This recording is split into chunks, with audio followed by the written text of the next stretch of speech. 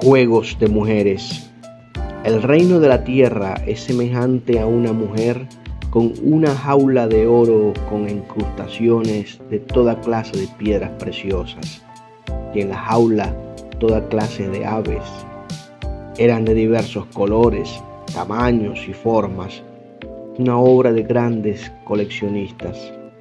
Una mañana ella se acercó a la jaula y decidió jugar con ella. Todas las aves generaron mucho ruido y revolotearon dentro de la jaula, produciendo fuertes sacudidas. Ella, observando el desespero de sus aves, tomó la decisión más importante y la que siempre quiso tomar: liberar a las aves. Saludos muy cordiales, soy Ronald Bracho y este es tu programa Café y Converso. Sean todas y todos bienvenidos a este nuevo episodio. Hoy tenemos una invitada de lujo.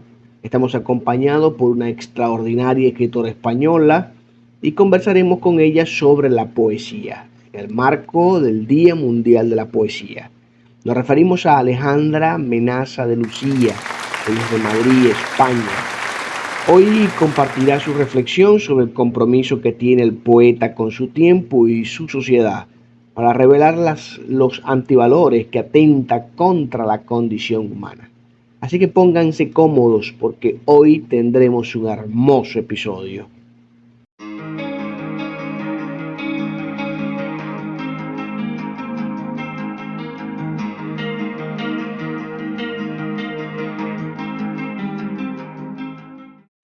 Saludamos como es de costumbre y estamos profundamente agradecidos con nuestra audiencia.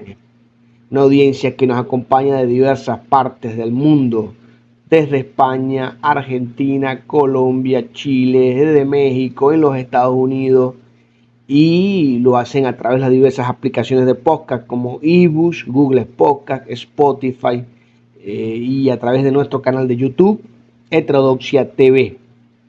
Gracias siempre también por escribirnos a nuestro correo cafeyconverso@gmail.com y visitar nuestra página web www.ronaldbracho.blogspot.com.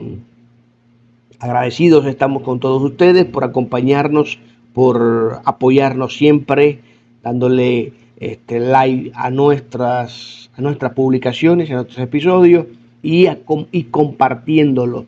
Fundamentalmente nuestro gran deseo es que siempre les pueda servir para su crecimiento y su desarrollo profesional y personal. Así que un gran abrazo a todos ustedes.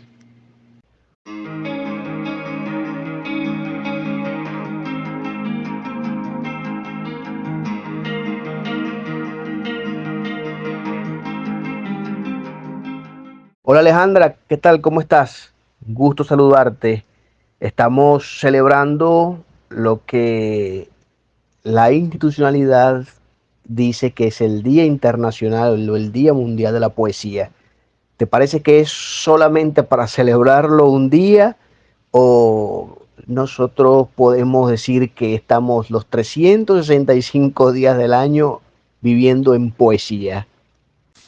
Sí, claro que todos los días son el Día de la Poesía para personas como nosotros que leemos poesía constantemente, escribimos poesía, organizamos programas de poesía, hemos organizado y publicado y difundido revistas de poesía desde hace muchos años dentro del Grupo Cero, y ahora tenemos un programa de poesía que se llama Poesía más Poesía, en el que nos ocupamos de mostrar la biografía de algunos poetas y un recorte, ¿no?, de su obra, una serie de selección de poemas cada jueves, ¿no?, en Televisión Grupo Cero.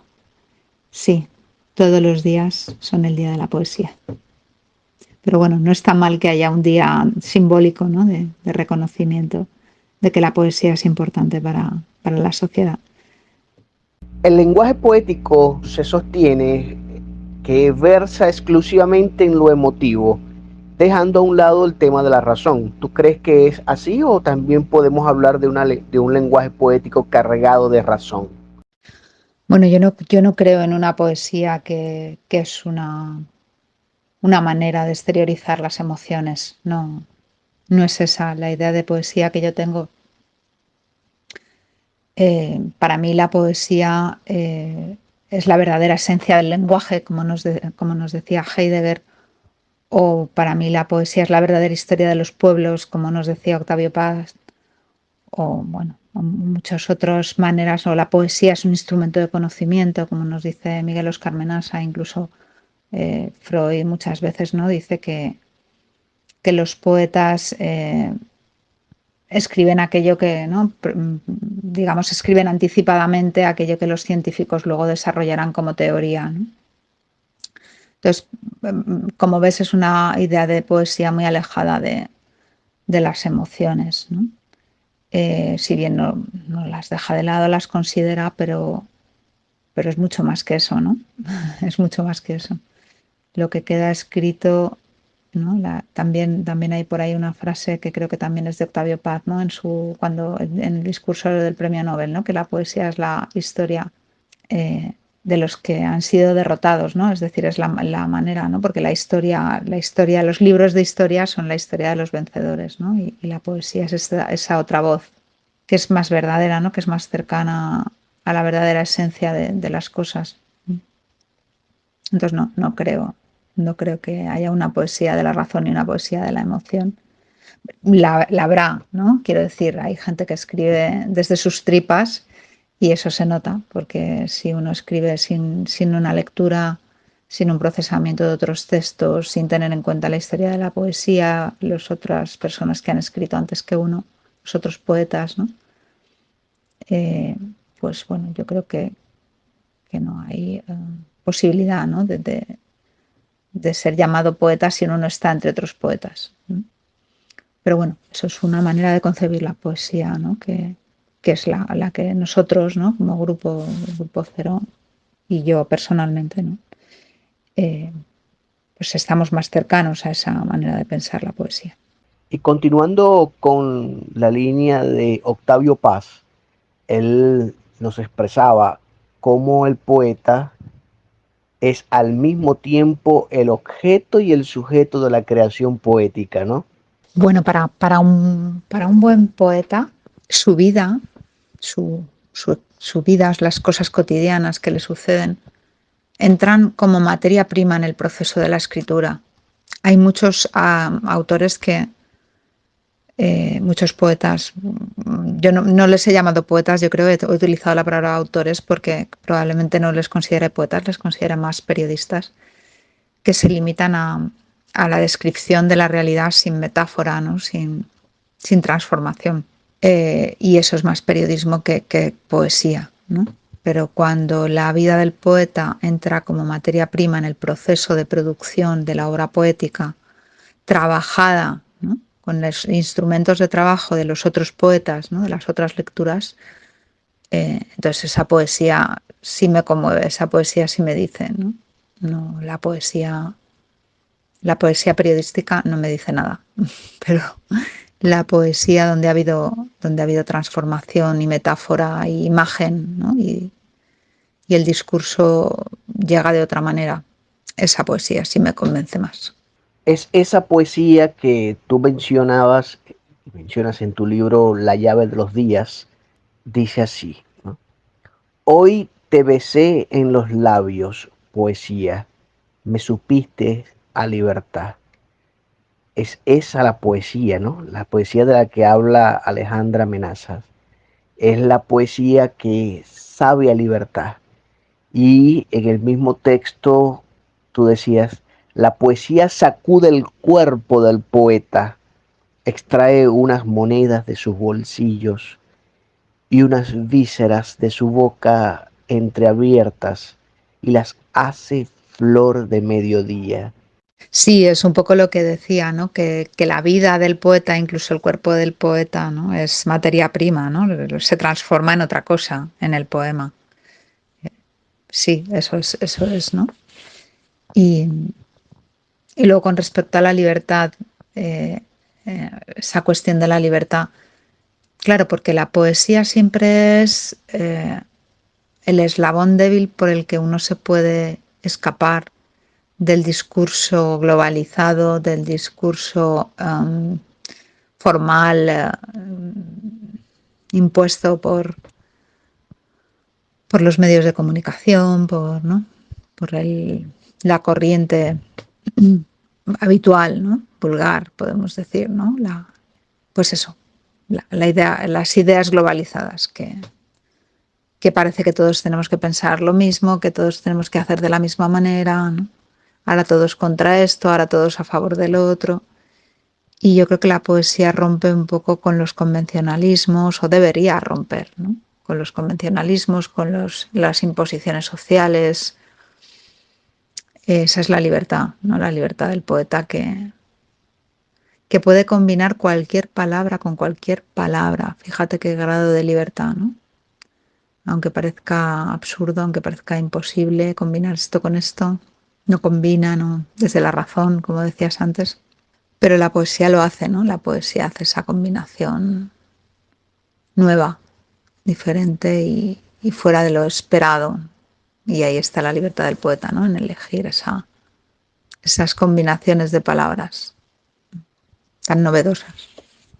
Alejandra, ¿cuáles han sido los poetas que más han influido en ti y en tu trabajo? Bueno, eso no es una pregunta fácil, porque pues en un momento, hoy podría decir unos nombres y mañana otros y pasado otros, ¿no? Hay tantos poetas que yo he leído. Hay una revista que para mí es muy importante, que es Las 2001 Noches, que es una revista de poesía de Grupo Cero que recoge un montón de poetas, más de 500 poetas de diferentes nacionalidades, países, momentos, ¿no? Momentos históricos. Y ahí yo creo que están básicamente los poetas que más me han influido. Me gustan mucho los poetas rusos, me gusta mucho Mayakovsky, me gusta mucho César Vallejo, me gusta mucho, he leído mucho a Germán Pardo García. Creo que, bueno, Germán Pardo García, palabras mayores, es un poeta impresionante. Un lenguaje riquísimo, una riqueza de palabras y una manera de combinarlas espectacular.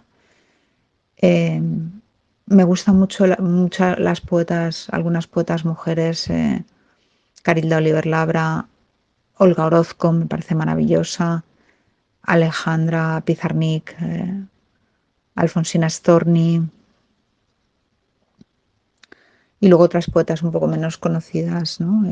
La española Elvira Daudet es una poeta muy interesante para mí.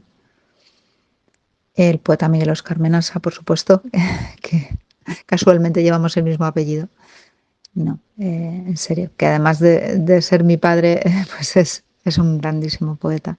Y tantos otros, es que no pararía, ¿no? Empezaría a nombrar y no pararía. Bertolt Brecht, yo qué sé, muchísimos, cientos, ¿no?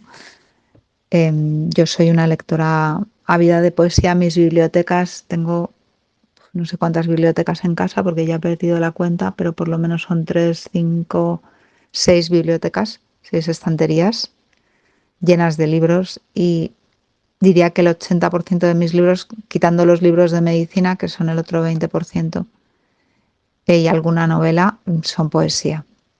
Entonces, bueno, todo eso forma parte de mi escritura, ¿no? Está en mi mano cuando yo escribo todas esas lecturas realizadas.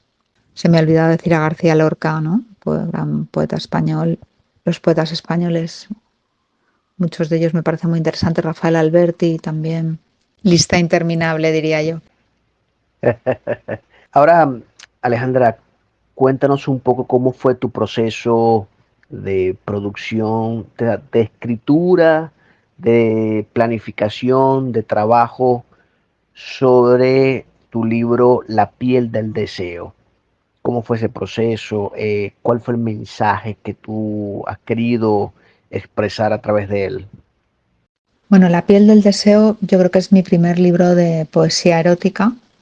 Está muy influenciado por la lectura de Carilda Oliver Labra, la poeta cubana, la gran poeta cubana. Y es un libro, yo creo que mi poesía erótica se caracteriza fundamentalmente por mostrar una mujer deseante, ¿no? A veces me han dicho que mi poesía es muy masculina, pero porque se tiene la idea de que solo el hombre desea, ¿no? Entonces, no creo que sea masculina, es una poesía bastante femenina, pero sí muy activa. Pero sí es una mujer que no está ahí para ser amada, sino que es amante en posición activa. Y creo que eso es lo que yo muestro en mis libros de poesía erótica, empezando por La piel del deseo. La piel del deseo, de todas maneras, fue un libro que fue una compilación de poemas sueltos, ¿no? Porque después ha habido otros libros que han sido, yo me he sentado a escribir ese libro y he escrito ese libro del principio al final, eh, con un poema, escribiendo 1 o 2 poemas diarios, ¿no? Hasta finalizar los libros. Por ejemplo, El hombre que esperaba. Es un tipo de libro escrito así, ¿no? Un libro posterior a La piel del deseo. Pero La piel del deseo fue una compilación de diferentes poemas donde yo creo que son conversaciones, ¿no? Con mujeres poetas, no solo Carilda Oliver Labra, ¿no? Con otras mujeres poetas que han escrito poesía erótica, incluyendo pues Teresa de Jesús, ¿no? También los relatos de Anais Nin, ¿no? No eran muy poéticos muchas veces, ¿no? No escribía poesía, pero sí que eran y muy eróticos, y además donde se mostraba a la mujer de otra manera. El de Camerón de Boccaccio, ¿no? Que son pequeños relatos.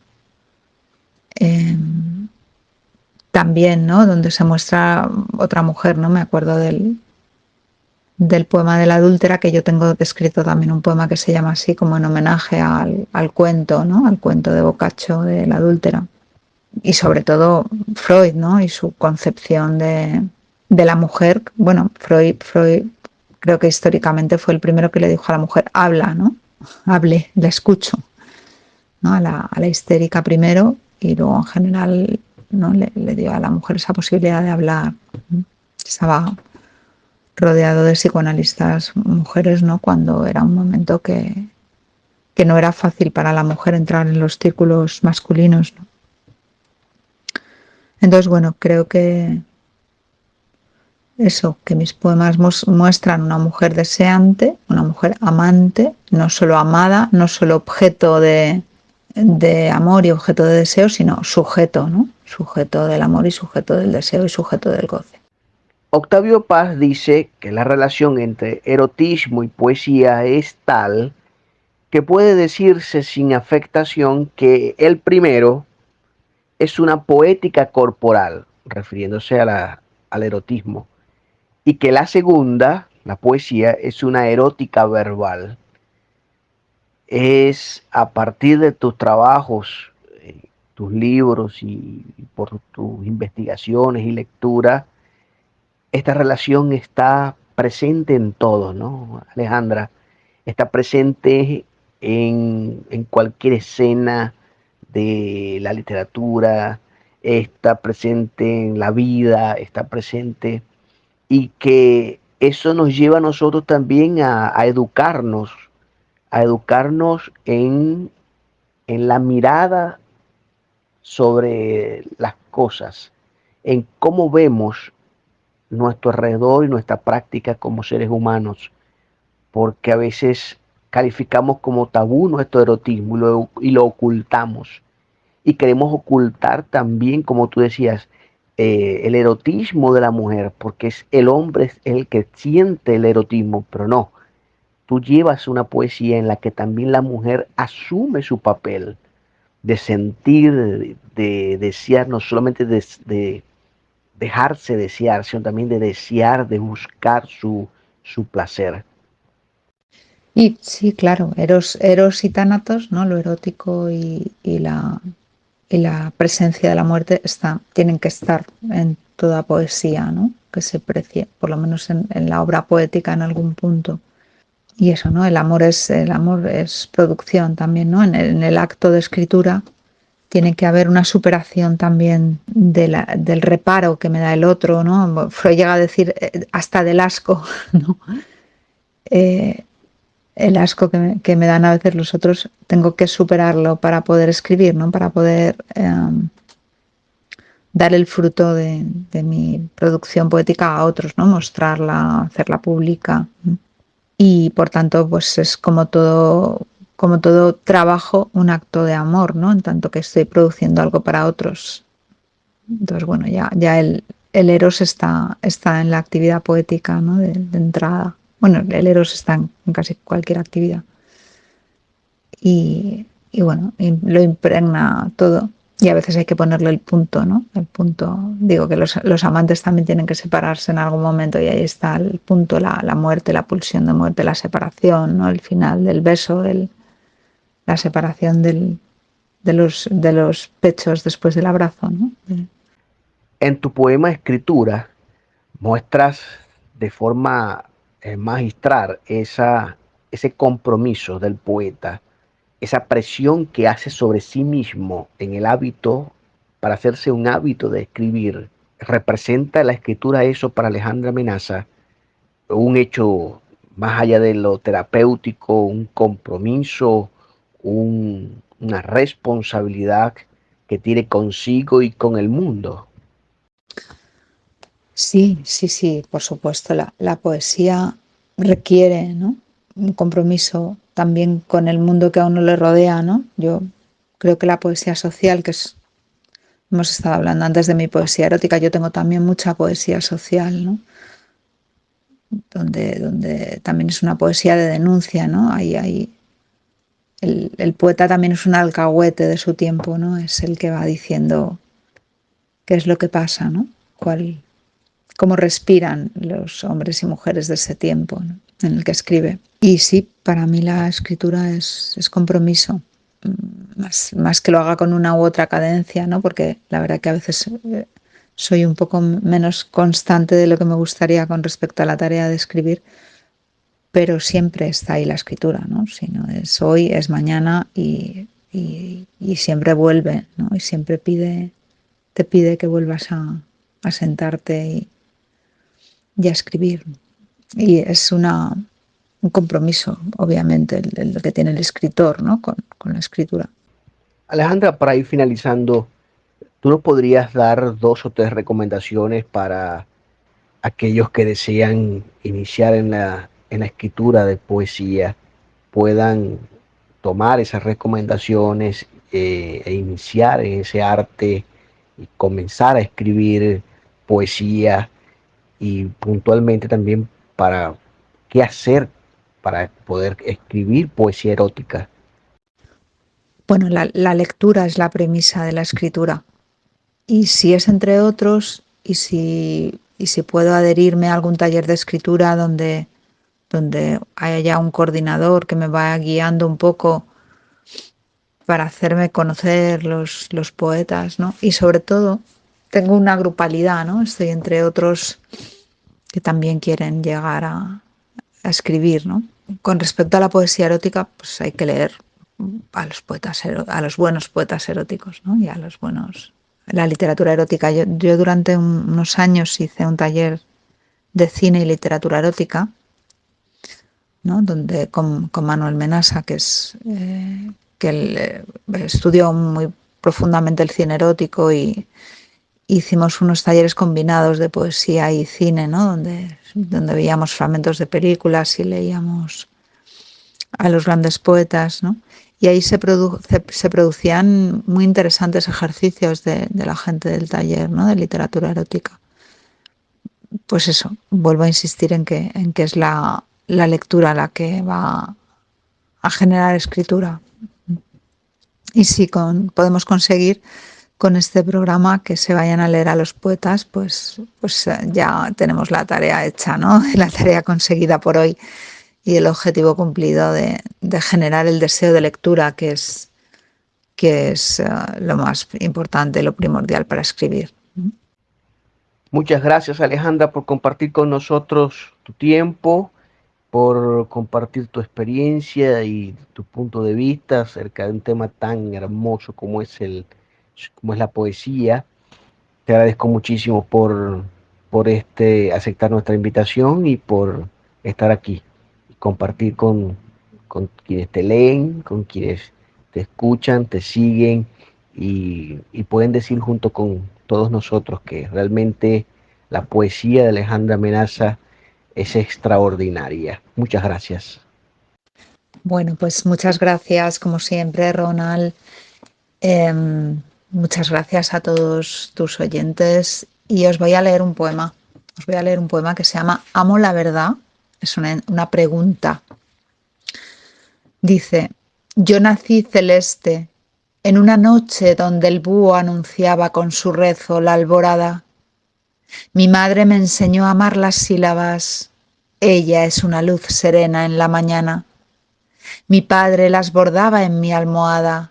Él es huracán que aventa las palabras. Yo soñaba, y en el fino tejido de los sueños, la pluma y el papel eran mi marca. Crecía con una idea fija como horizonte único que más allá esperaba. Haciendo guiños al maestro, conseguí que me mostrara el alfabeto. Me acerqué a Lorca, a Juan Ramón, versos de grandes que me encandilaban. De España salí al mundo, de la mano de Alberti llegué a Tuñón y Orozco. Oliverio me enamoró sin ninguna piedad, quedé extasiada por los hedores de su pen total. Caí beoda en los brazos de la poesía. Germán Pardo García, grande entre grandes, no hay otro como tú para rimar la tierra americana. Molina desbordó el cauce de esos ríos a los que tú le cantas, y yo dormí en su cama. Memorial indolente, elogio sin igual a la palabra, y con Carilda hicimos cantar a los canarios que habitan en el alma. Bella Francia, Baudelaire me enseñó la belleza que encierra lo caduco, y fui una mujer lúbrica que goza mientras muere en sus páginas. En oscuras cárceles de Turquía hicimos el amor Hidmet y esta que canta. En Rusia, Plaza Roja y azul cielo, a las puertas del Kremlin Mayakovsky me besaba. Con tanta promiscuidad, el treponema del lenguaje invadió mis entrañas. Tuve dulces gomas y suaves chancros, y hasta de ellos el verso irreverente brotaba. Ahora soy la leprosa, la infectada, esa que porta la verdad. La mentira me huye, impiedad, para el que en mis redes caiga. Me llamo poesía, verso y llaga. Muchas gracias a todos por acompañarnos. Síganos escribiendo a nuestro correo electrónico cafeyconverso@gmail.com y visitando nuestra página web www.ronaldbracho.blogspot.com para este y otros programas y temas de interés. Yo soy su amigo y hermano Ronald Bracho y este es su programa Café Converso para ti.